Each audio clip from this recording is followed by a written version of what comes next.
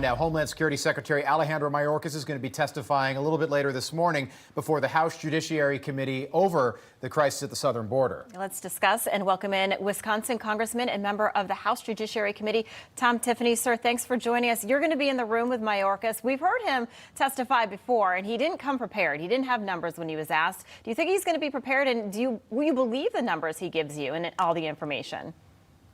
Well, to ask the question is to answer it.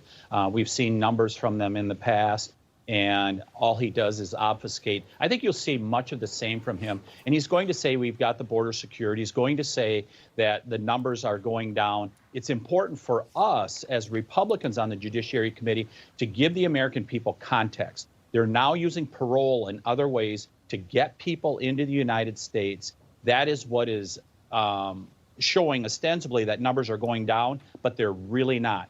It is still a crisis at the southern border. Yeah, and it hasn't gotten a lot of attention this summer just because of everything else going on and all the whistleblower testimony and everything happening with Hunter Biden, including his court appearance today. What else are you hoping to achieve this morning?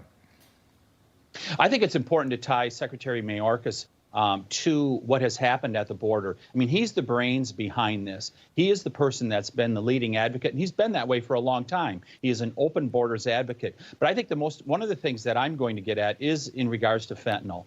It's a direct result, as we heard from Sheriff Mark Daniels down in Arizona, that fentanyl deaths are going up because of the open border. That is what is driving all this fentanyl, or a significant amount of it, to come into America, and they're poisoning people at a record pace. #1 killer of young people in America, and that lies right at the doorstep of Alejandro Mayorkas. Where's the outrage from Democrats? We hear 100,000 people have died from fentanyl, and the number is expected to go up. Where is it from the Democrats, the concern?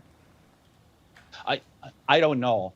I'm just stunned over the last number of months that something like this that is truly, I mean, we use the term crisis out here all the time in Washington, D.C., and oftentimes it's not. This is #1 killer of young people in America, and Democrats refuse to do anything about it. As we've heard from law enforcement, they've said a big part of the reason so much more fentanyl is coming into America is because of open borders, yet they won't do something about the one thing that could help cure the problem.